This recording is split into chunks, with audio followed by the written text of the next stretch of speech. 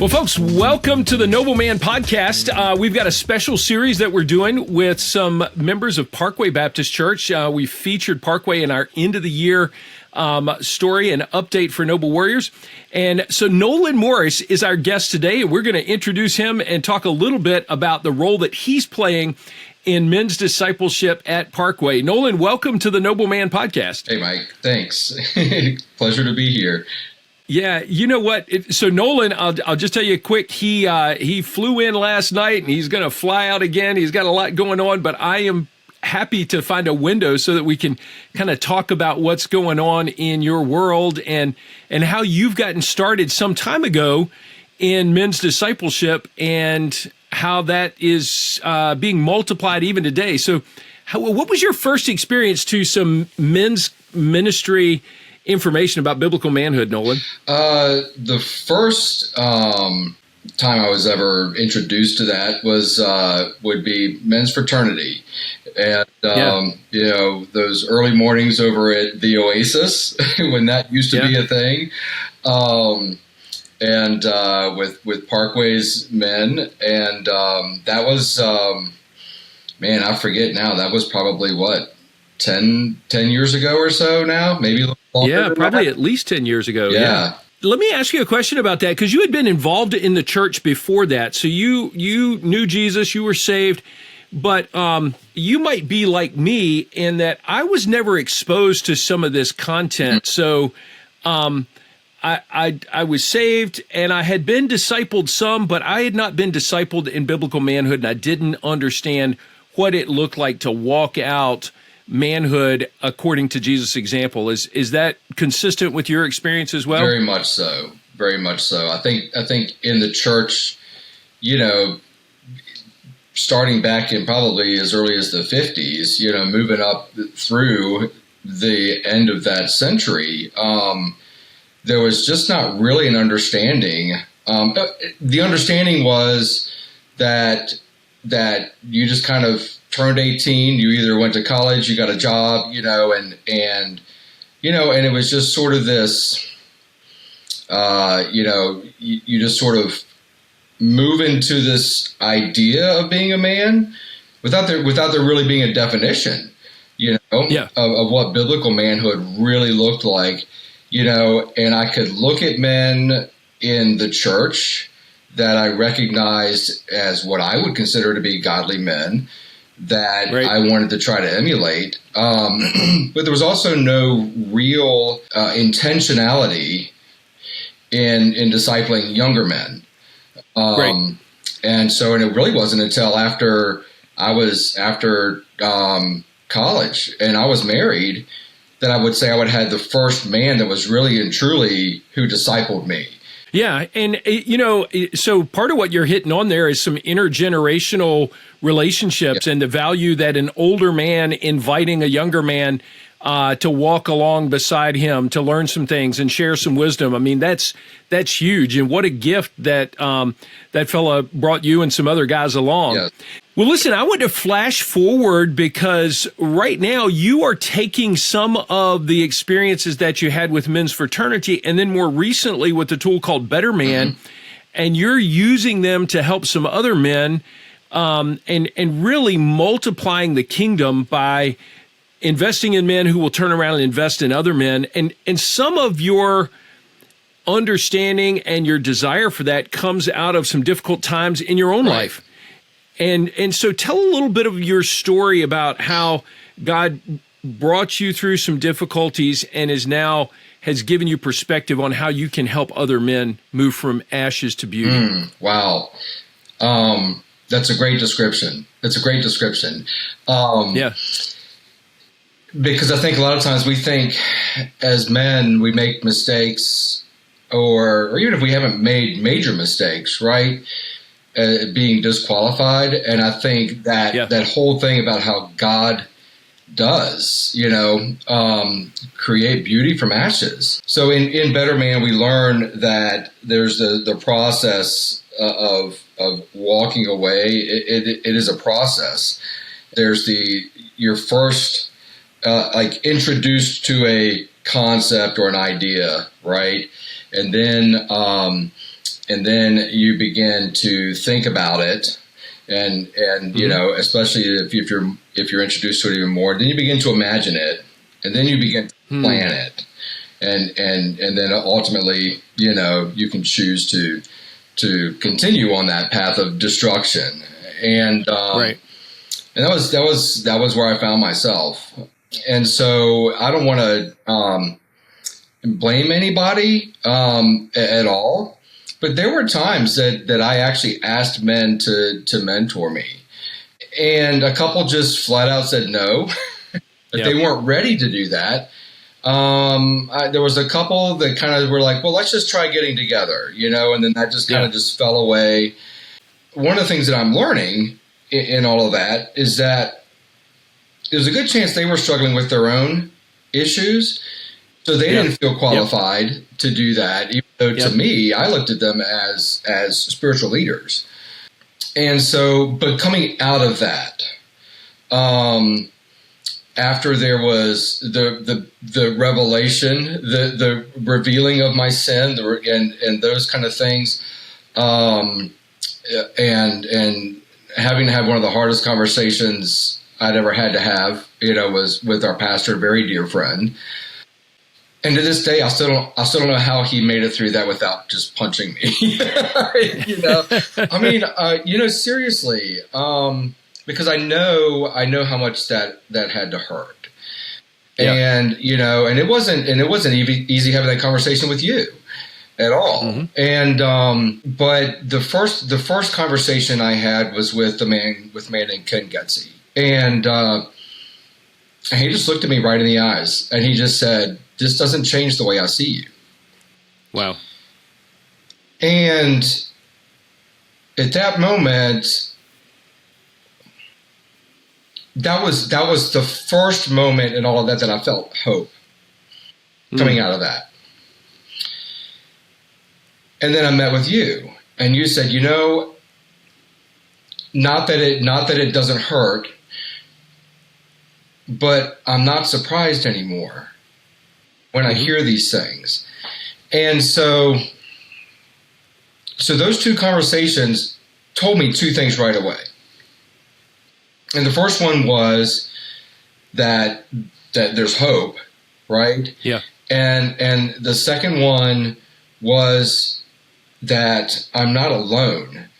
And again, in Better Man, we learned that those are two major lies that the enemy will tell us. That's exactly right. If you know my secrets, you will reject me.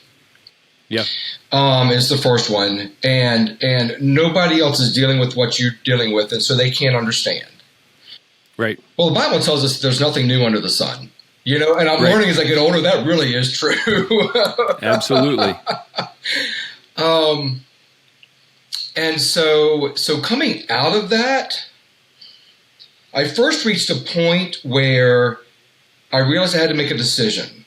I had to make a decision that I was either going to choose to walk in the grace and the mercy and the salvation that Christ bought for me on the cross, and that he won the victory for us over his resurrection, or I could choose to continue to wallow in my guilt and my shame.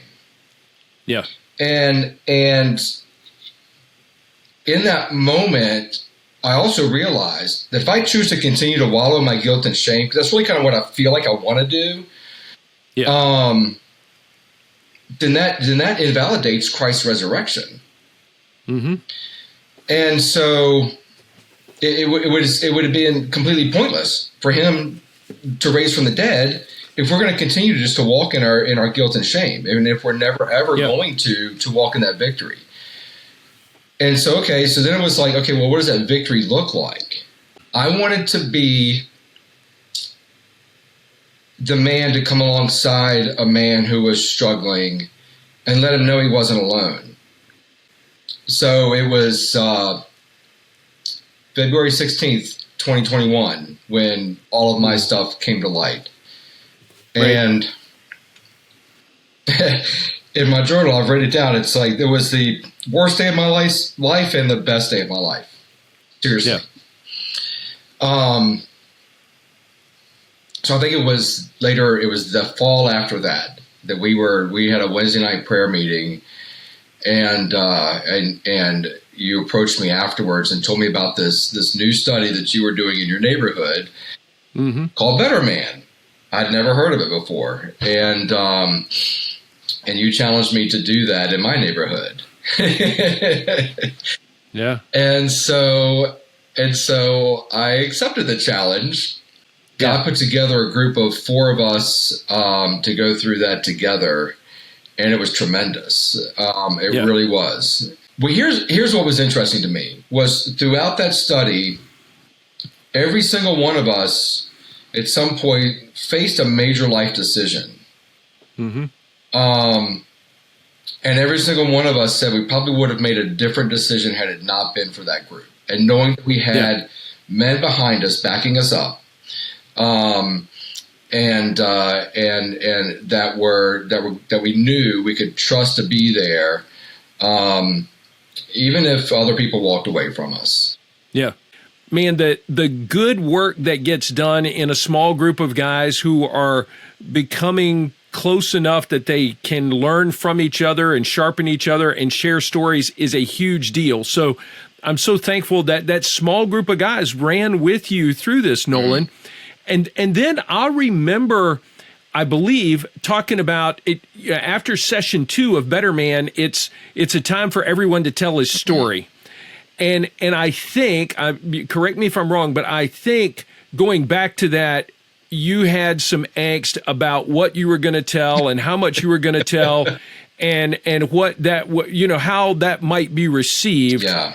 But what you found was that the transparency of a leader in a group like that sets the tone for what other men are willing to share and how effective ultimately the group will become in terms of caring for each other. So am I singing the right song to this music here? 100%, Mike. And it's been that way with every group I've led since then. Yeah. And that's, in some ways it's refreshing. It's exciting. But it tells me also that, and this is what I've seen as well, is that men are absolutely just longing for authenticity. Yeah. In a world where we don't have it at all. So in that group, yes. And that was the first time I told my story publicly. I would say publicly. Sure. And to a group. And I had no idea how it would be received. None whatsoever. Yeah. And, man, one of the guys sits back and he goes, "Oh, I didn't know this was that kind of sharing."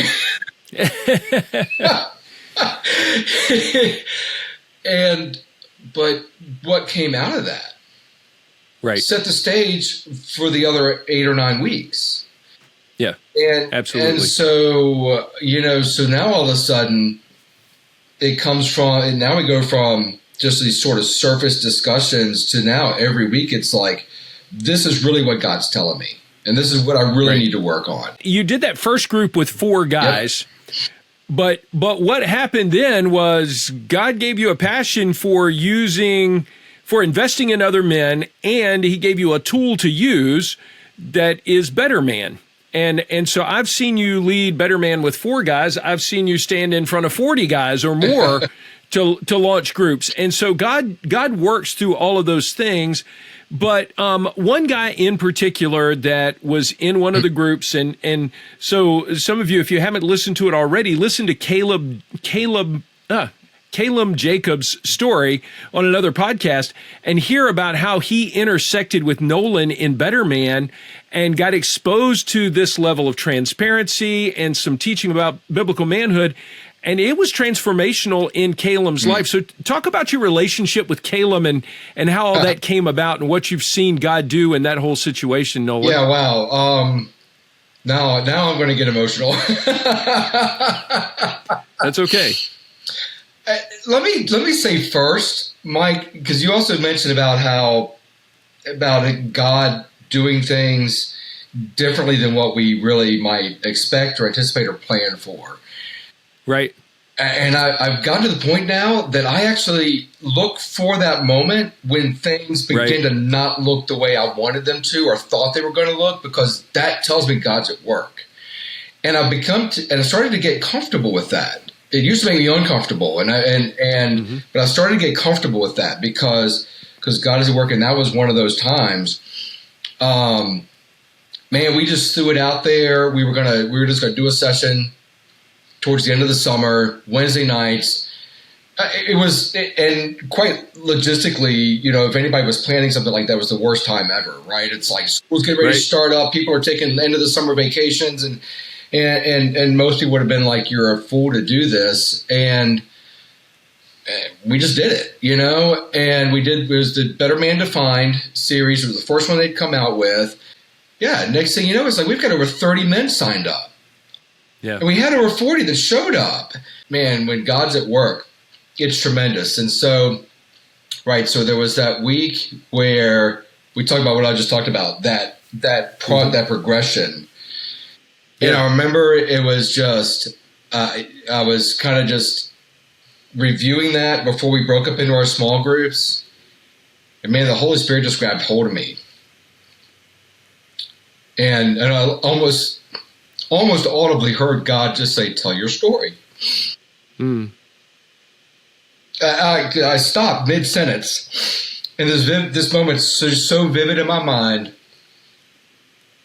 and I really was wrestling with that moment. Because there was a lot of men there. There were some that I knew, but there was a lot of men there that I had never met until that group. That was another thing that was just so amazing to me. I looked over at you. You had that smile on your face that was so encouraging. Because I think you knew. At least you appeared like you did.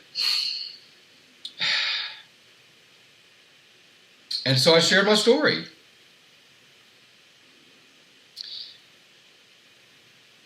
And I told these men about how I had ended up getting to this point in my life where I became unfaithful to my wife. In a long-distance relationship. And but how God had just worked amazingly through that. And I made the comment at some point about you might judge me, you might not, but I really don't care at this point, because I know the work that God has done and the redemption that He's brought in my life and in my marriage, and you can't take that away. And I had so many men come up to me afterwards, and they were thankful that I had shared my story, and they were thankful for the honesty and the transparency. So was Calum in that group? Is that where he came into the picture? Calum was in that group, and he shared with me later on. So out of that, another young man came to me, and he came to me right away as we were breaking up into small groups. Can we talk? So we went outside and we talked, and then he and I ended up meeting on Friday mornings. And no agenda, no plan. It was like, let's just get together, and let's just meet. And because as a younger man, that was what I was longing for an older man to do with me. And so we just started meeting on Friday mornings. And then Calum and I, at some point in the distant future from there, not too distant future from there, started talking, and I invited him to start joining us on Friday mornings. And he did. And in one of those Friday morning times together, he shared with us that he had actually gone to the Better Man event to try to prove to his wife and his friends that he was doing the right things. He said, but it was all a show. Until that moment that I shared my story. Wow. So you never know You never know what's going to happen. Nope. And now I watch Calum sharing his story with other men. He can't wait. He cannot wait to get hold of a young man. Yeah. He comes on a bit strong sometimes, but you know what? It's kind of funny. I imagine he's probably a little bit like Peter probably was, you know? Yeah. Just so full of fire and energy. And same thing. He doesn't want to see another man have to go through what he's gone through. You know, if he can do anything he can to help them avoid that. And there's just a passion and a desire there. And, you know, man, when I think of tenacity, it's like they are the definition of tenacity, you know? Yeah. Well, and Calum you're right. He's excited. He continues to be enthusiastic about what the Lord has done in his life, because he's been orbiting the church for a while, but he had never said yes to Jesus. Yes. And there are probably many of you out there, myself included, from time to time, that I can lose my enthusiasm for what Christ has done for me, and then I don't have the zeal that a new believer has to share that with someone else. Right. Calum has not. I mean, there has been no flicker in his flame since he said yes to Jesus. I mean, the guy is running hard, and you know, when you listen to his story and you listen to his wife's story, you hear about how that has transformed their home, and he just wants to tell everybody about it. And so now he's investing in other guys. So what's happened here is that Nolan is now multiplying the kingdom because he's encouraged Calum to find a partner, and now they're leading other Better Man groups. So we have multiple generations of men who are investing now in other men, and they keep their eyes open and their heads on a swivel looking for the next group of guys that they can pour themselves into. Yeah. They're living out 2 Timothy 2:2. And that comes out of Romans 8:1. There's therefore now no condemnation for those who are in Christ Jesus. And so the shame that the Satan wants us to pick up and carry every day, Satan says no, or Jesus says no, give that to me. And if we can hand off that shame and there's no condemnation, then that frees us up and gives us hope that we want to share necessarily with other guys and see them live unburdened lives. So am I characterizing all this correctly, Nolan? Yeah, that's dead on, brother. I think that's exactly right. You know, and I'm seeing it happen in so many different ways. We've got men that joined our Wednesday night Bible study we did this past summer, you know, and they're starting Better Man groups in the workplace. We've got men that are starting groups in other places that it's just amazing to see what's going on. And I think when we talk about the term of multiplication, right, we think that means I've got to go out and tell a bunch of people, get a bunch of people involved. What I'm learning is it really is one person at a time or two people at a time. I can only invest in one or two people at a time. And so, but it means being intentional. It means being consistent. Sure. And, you know, and sometimes we have a hard time with that. And you know, it means maybe getting up earlier than I really wanted to so that I can be in God's word before I go meet with this young man, you know, or young men at 6:30 in the morning.